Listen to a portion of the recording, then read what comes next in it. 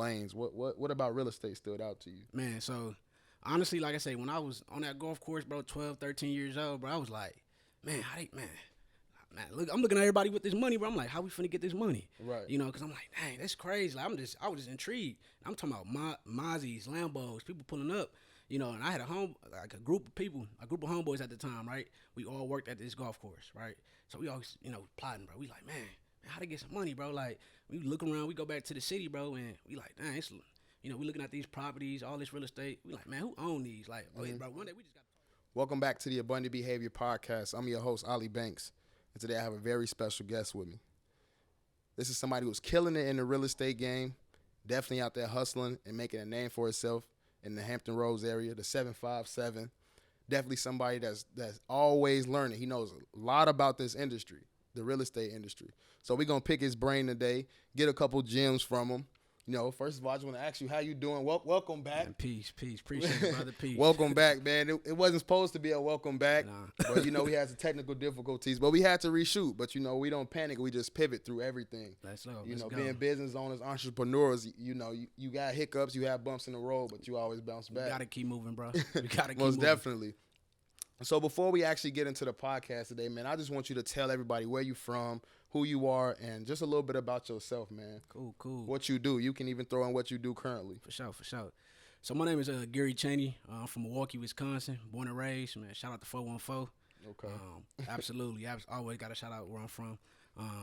But yeah, so living here in Hampton Roads, Virginia. I left out of Milwaukee when I was 18 years old. Came straight out of high school. Joined the military. Was in the military for 5 years. Actually, I'll be getting out this week, actually. Okay, congratulations, man. Appreciate it. Letting them shackles go, man. It's been a long time coming, bro. But, I did 8, so I understand. You feel me? But, yeah, bro. So I literally, like, when I was about, I want to say about 12, 13, me and my homeboys, bro, we used to be, at the golf course, looking at, man, all these people with this money, man. Like, we seeing all these entrepreneurs and business owners, bro. We like, man, how y'all do it? Like, we used to, converse with them all the time, to figure out exactly how, they got to the place they at. As business owners. Absolutely. Black business owners. Absolutely. Yeah, so it was all ethnicities out there. Oh, okay. Yeah. So, that's dope, yeah. We was exposed learning. to a lot. Exactly. But, yeah, man, so. That's dope. Yeah. So you think that's where your entrepreneur mindset came from originally? Like, who influenced that mindset in your household? Because right now, you still young. Absolutely. You still very young. So was it an influence, somebody in your life that was, like, right there coaching you along the way, like in your teen years when you guys were at the golf course exposing yourself to these, entrepreneurs? Man, honestly, bro, I would say it was a community thing, bro. Like, I got so many people, that I've been able to, been fortunate enough to, lean on and, to have support. And, just seeing whether that's good or bad, bro. So, shout out to my pops, though. My pops, man. For sure. Always, man, always seen him, and he's always been in real estate, too, as far as, like, carpentry. Okay. Seeing him, working in carpentry. Behind the scenes. He always gave me, a lot of characteristics of, man, you got to go get it. Moms, shout out to my parents. Right. But, yeah, man, community thing, bro, because, like I said, I'm networked, back home. A strong foundation of people that's, successful in real estate, or on that journey, even out here in Hampton Roads, bro, like a lot of getting out here, people getting their feet wet. Yeah, yep. Bro, I'm just not afraid to go speak to people and network, because that's what it's all about at the end of the day, getting out here to, put our brains together and collab. It ain't no competition at the top, No, for sure. It ain't no competition, What? So I gotta ask you, what made you get into real estate out of all the other lanes? What about real estate stood out to you? Man, so honestly, like I say, when I was on that golf course, bro, 12, 13 years old, bro, I was like, man, look, I'm looking at everybody with this money, bro. I'm like, how we finna get this money? Right. Because I'm like, dang, that's crazy. Like, I was just intrigued. I'm talking about Mazzies, Lambos, people pulling up, and I had a group of homeboys at the time, right? We all worked at this golf course, right? So we always, plotting, bro. We like, man, how to get some money, bro? Like, we look around, we go back to the city, bro, and we like, dang, it's, we looking at these properties, all this real estate. We like, man, who own these? Like, bro, one day we just got to talk, like, who own these? And we was like, shoot, we don't know, And then we asked one of our OGs at the time, and he sat us down. He was, speaking to us about, real estate and how we can acquire, properties and whatnot, right? So, honestly, we all sat down. We was all right, well, you're going to be a carpenter. You're going to be an electrician. You're going to be a plumber, all that at that time. But, at that age, I was just always like, man, just intrigued. Like, okay, About cool. real estate, owning land, buying up properties. So like, is it something that piqued your interest? Just having ownership at a young age. Yeah, but Right. but honestly, at that time, like, I wasn't as equipped as I am now with more knowledge. Cause like I said, we always learn as we go. But like I said, I graduated high school. After I graduated, I was like, hopped in the military. And when I was I was on the military and on deployment, bro. Reading books, but I'm like, man, I can't do this forever, bro. Exactly. Like conversing with people and just seeing how their mentality was. And it's no knock, bro, because it's some gifted people in the military and talented and educated as well. But I was just like, nah, something got to give.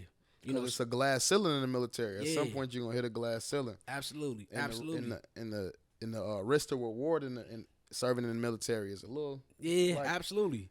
So I was legit out there, bro, reading, bro. Like, I literally just started picking up a book, man. Rich Dad Poor Dad was one of the first books by Robert Kiyosaki. I recommend everybody go get that book. It's like, it showed me like, okay, dang, the difference between assets, liabilities. I'm like, okay, like, oh, man, all right. So this put money in your pocket. This take it away. All right, cool. And then you start to realize like, okay, the only thing that you was really missing is the information, and the resources, because like I said, growing up, bro, we don't see a lot of people, especially in my community, we don't see a lot of people owning buildings, talking about ownership, so it's like, man, once you start reading and you get that information, bro, the sky's the limit. Most definitely. So that's what kind of intrigued me, bro, in real estate after that, bro. I just kept reading, Most definitely. You just want to own as much as you can. Absolutely, bro. They say the man with the most land wins. True. So that's true. That's most definitely. Everybody has to get into real estate one way or the other, whether it's commercial or whether it's just flipping houses. At some point, you want to own a home, that's real estate. We in real estate regardless. We renting. That's real estate. You feel me? Somebody's getting paid for a living situation, so why not be on the receiving end Absolutely. of it? Absolutely. You go to grocery stores, real estate. So bro, it's always consumer and always a buyer, Yep. So do you feel like real estate, in your opinion, can you break down the steps of buying a home? Absolutely. Like, Absolutely. Just very briefly. Got you. All right, so first step, right? You want to get with your realtor, your agent that you're working with at the time. Before that, let me back up a little bit. You want to get pre-approved. A lot of people want to go into the properties, man. We want to, hey, man, I think I get this $500,000 property. All right, hold. We got to pump our brakes. Okay. We got to get pre-approved, right? You go to a lender or whatnot, they, run your credit and all that, and they show you how much you're approved for when you get pre-approved, right? So after you get pre-approved, you would take it to, an agent or, realtor, whatever, not anything like that nature, right? Take it to your realtor. And be like, all right, cool. This how much we are pre-approved for, right? You get pre-approved, and now it's the shopping part, right? You right? So I'm gonna get you set up with the MLS, right, or your realtor. Get you set up with the MLS, which is the multi-listing service, and that's basically allows you to see the properties, 72 hours prior to like Zillow, Redfin, Realtor.com, all of those websites, right? So as soon as it hit the market, you'll be able to see it, right? So you look it on the MLS, right? MLS getting sent out to you via email.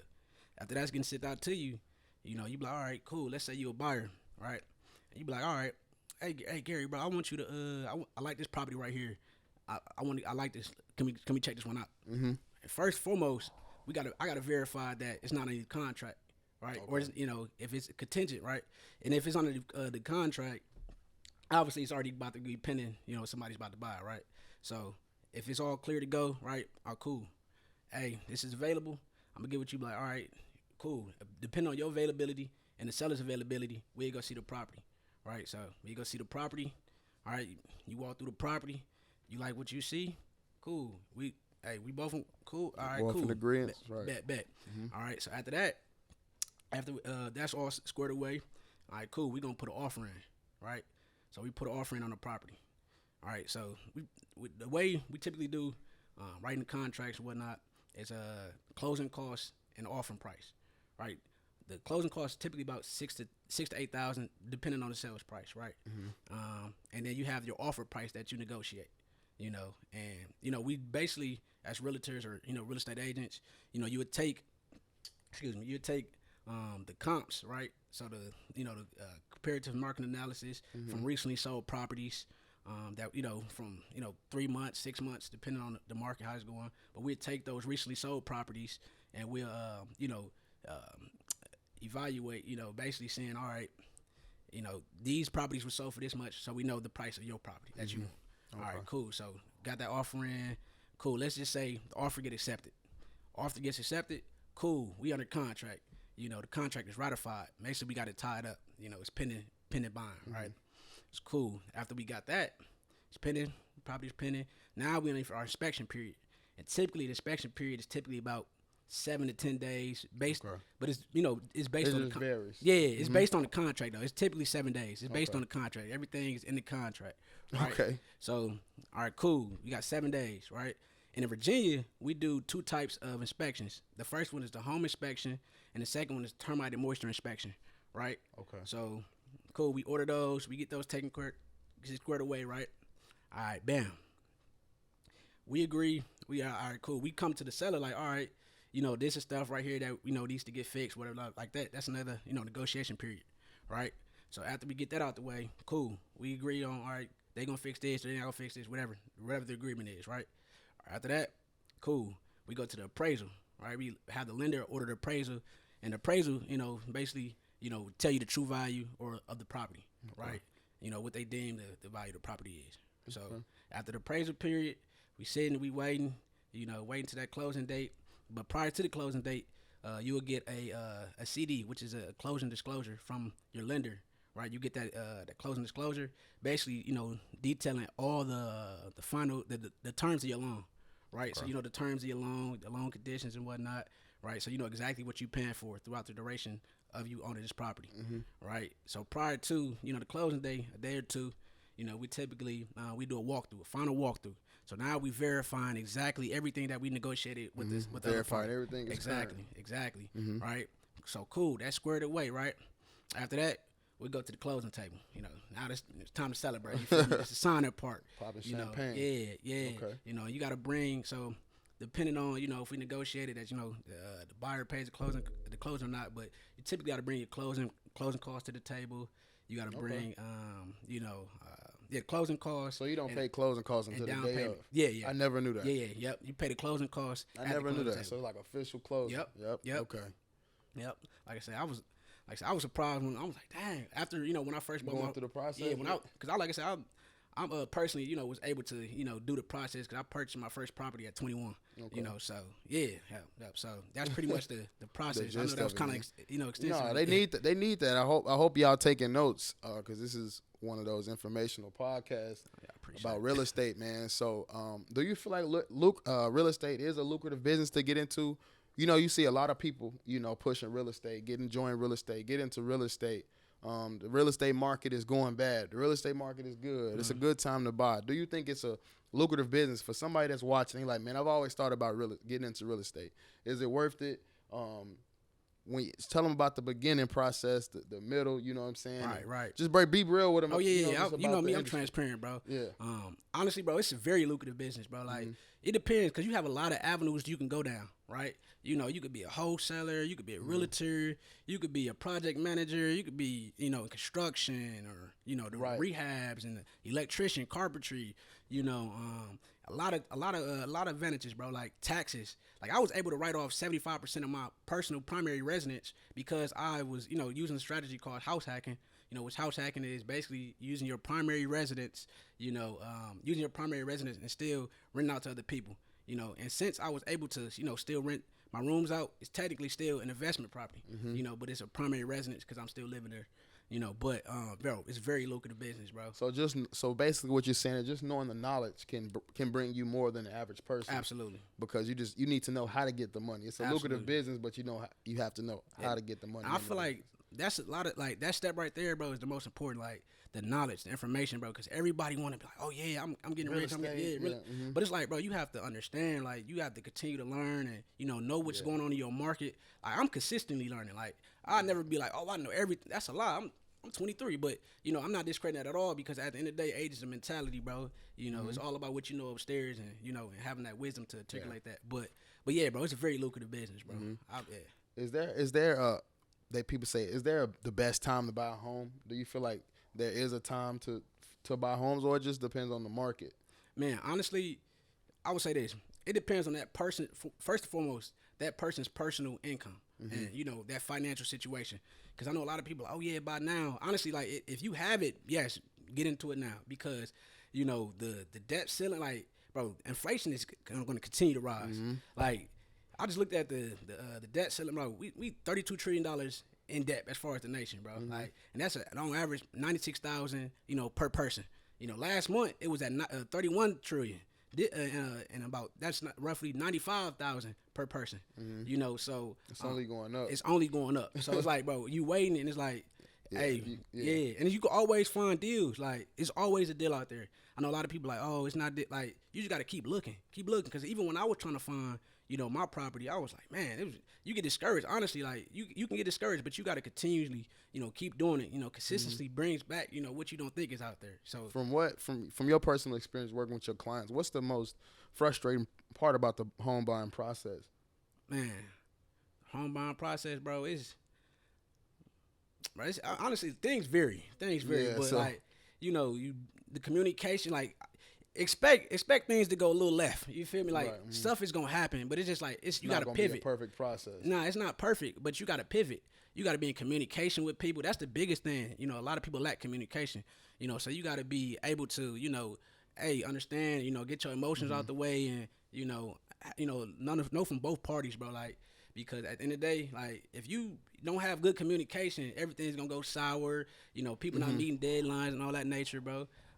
But yeah, like back to your question though, like, if your personal finance together, like, you know, I feel like it is a good time, you know, but that, like, you have to understand, you got to be real with yourself. You can't be, you know, looking at, you know, the Kardashians, or we looking at the next big people and be like, oh, they could do it, I could.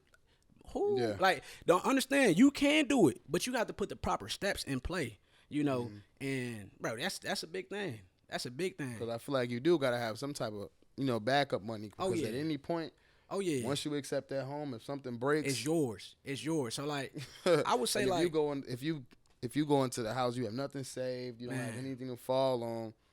As a homeowner, you're gonna put yourself in the hole. And I feel like a lot of people these days, and not to knock people, because a lot of people didn't grow up in homes, so just to have a home to them is a blessing. Absolutely. But I feel like sometimes, you know, people that come from low income housing or low income communities, they try to grab on to little pieces of freedom just to feel like they're truly free. But in all actuality, they're putting themselves in debt in a bigger hole just to give themselves a piece of freedom when they can wait until it's their time and then step out. Absolutely. That's why I feel like a lot of people put themselves in debt with these homes just for that family image. You got a car, nice picket, that American dream. You know what I'm saying? If you can afford it, cool, right? Because like I say, it all depends on your personal finance, you know. But, you know, like I said, it goes back. I'm gonna touch on your aspect, bro. Like, you got to find the value in yourself. Nothing external, bro, can supplement, you know, how you feel internal about yourself. So at the end of the day, you got to know how to love yourself and, you know, really be in tune with yourself. Because if you're not, bro, like, you gonna do all these things and trying to impress other people when at the end of the day, nobody care about that anyways. You know, like, nobody care that you got all this. They gonna see that picture, they gonna like it and come on, man, keep like, going. Yeah. Come on, all that false validation, bro. You got to know yourself, man. That's most definitely know yourself. Yep. You know. So is it easy for the regular everyday person to purchase a home? Because somebody on the outside, they like, man, I don't. It just looks overwhelming. Man, like, it's easier than a lot of people think. I would. Oh yeah, it's, bro. Yeah, it is. And honestly, bro, like, you got to be willing to make sacrifices. Like, you know, for me personally, like, I was on a boat, you know, on deployment, back to back, 3 deployments, right? But on that deployment, I'm like, hold on. Let me take this time to read. Let me take this time to stack up this money. And, you know, you live underneath your means. And it's like, all right, cool, right? So you know, having this money and, you know, the knowledge, it's like, all right, now I know I can move, right? So I'm like, anybody could do it, bro. It is a matter of, you know, having steps in play. Like, you got to be willing to sacrifice. You know, you got to be willing to save up that 6 to 12 months of, you know, reserves. And then in addition, you got to be, you know, willing to, you know, if you about to pay the closing costs, you got to be ready for closing costs, the down payment. You know, you got to be ready, you know, to put all that money down in case, you know, when you're ready. You know, like, depending on what type of loan you're using. But honestly, bro, if a person, bro, work on their credit, you know, credit is a big thing. Like, when it comes to finance, yeah, because I know a lot of people be like, man, you get like, to the table and the credit is just like the only thing. Oh no, but you gonna know before you get to that close. Oh yeah, because you're not gonna get approved for nothing. You're not gonna get approved. You know that, like, so I know a lot of people be like, oh, I ain't gonna pay them people back. Oh, you think you're gonna run off on the plug? Oh. Like, it's different when you playing with, you know, institutional money. Like, like they gonna get their money back. You know, you might not think, oh, I ain't gotta pay these tolls. I ain't gotta do like. Okay, like when it come down, you saying you think your credit score is 720, and when you pull it up, it's a 520 because you ain't paid back. You know, so it's like the credit is essential. You know, you got to pay that money back. Had a good credit, you know, good source of income, you know, and savings, man. Like, and then after that, like the knowledge, you know. And, most bro, definitely. That's the big one. That's the big thing, bro. So it's not that hard. It's just on the outside looking in. It seems like something that's not tangible, that you can't put your hands on. It's tangible. But it's definitely you got to get your knowledge of what you're doing and also that savings. Absolutely. I feel like the money be the hardest part. It is, bro. Like, and people just like, man, I could just get this loan, and yeah, you need that savings. You need, bro. It's essential, like, because, man, like I said, inflation. Like, yesterday's price is not today. Like, you understand, facts. like that. I know a lot of people, like, man, like for example. When we was younger, you know, I know you're a few years older than me, but bro, I'm still in that time where chips you could get 2 for $1, right? You know, and now you try to get that same bag of chips. I seen them at a quarter. Yeah, oh yeah, I seen it too at a quarter. You feel me? Like, but I'm like, you trying to get that same bag now. You gonna pay double, triple, like, you know, and then on top of that, you gonna get air in them. You feel me? Like, so it's like, bro, you gotta understand, like, you know, man, the inflation's gonna keep rising. So it's like, you know, it's time for us, you know, man, if you rock, man, buckle down and get your finances in order, you know, because at the end of the day, like, you got to take care of that, man. Like, that's what else we doing? There's no way of getting around it. Ain't no way. So what are the pros and cons of renting and buying? Because I know a lot of people, they like, I don't want to rent. I'll just stay in an apartment forever. It's cool. Right. And then some people like, I don't want to be in no apartment. I'd rather be in a home. What are the pros and cons? Right. You can break it down a little bit. For sure. In your opinion. So I would say, like, some of the pros of renting is, you know, like, let's say, you know, you somewhere temporarily, you know, you want to rent out a little spot, you know, that's cool, right? Because you're not tied to, you know, a deed or anything of that nature. You know, you're not paying, you know, property taxes, you know, as a renter. You know, you don't have to pay the repairs if something break down. You know, you know, your landlord will pay for it. You know, but some of the cons, you know, obviously, you know, sure you might have loud neighbors, and, you know, you ain't got no privacy. You can't do too much for it. Like, let's say you want to tear down a wall and renovate something. Right. You know, you can't do that stuff. Yeah, that's like some of the cons with renting. But I would say on the opposing end, you know, when you're talking about, you know, the pros of owning the property, bro, and it's like when you rent, bro, you're not gonna be able to like the equity. You're not building up equity. You know. Right. And when you have a property, you know, some of the pros is, you know, you building up equity in your house, bro. It's appreciating over time. You know, it's gonna appreciate. Like, give it time. I know a lot of us, we think short term, but over time it's gonna appreciate, especially if you bought right. You know, so you got, you know, you building up appreciation in your property. And you able to, you know, move things around, you know, fix up things how you want them. You can write off in taxes. Right. You know, you can't do that with an apartment. Yeah, exactly. Unless you do like an office space, you know. Right. I mean, but talk to your local CPA. but it's ways around that too. But yeah, some of the cons, you know, with owning, I would say, like, you know, you got to be ready for the maintenance. You know, the maintenance gonna come. You know, you got to pay the upfront money to get it in, the property. But yeah, that's some of the ones that stand out. So the biggest thing is just the maintenance part, because that can be costly, especially you talking about AC units, heating units. You know, those things get pricey. That's why you want the reserves. That's why you want the reserves. Like, and then you could get like warranties and stuff of that nature on appliances as well. That's something that you could do. And another thing too, with, you know, just small appliances too, like. You got to get your own wash and dry. Those things can get a little expensive. They can. It's just things like that, man. Little small stuff. But I don't really think it's you know what I'm saying, against home buying or renting. It's just all in your time. It's your preference. You know, what do you want to do? You know, it's just all in your time. What's some advice that you have for first time home buyers? Man, outside of just saving. Got you. I would say, man, after you done studied and, you know, you done looked up exactly how do I go about, you know, acquiring property? What do I need and all that, bro? I would say the biggest thing, bro, is, man, it's to do it. You know, like, because I know a lot of us, bro, like, me, especially me personally, you know, analysis paralysis is the big thing, right? It's the procrastination part. Once you acquire all this information, bro, you like, dang, I know all this stuff. And then you just not keep moving. You stuck. It's not, you're not moving. So it's like, you know, understanding, you know, like, all right, you know, you gotta make that decision. You gotta go. You know, Right. you gotta go.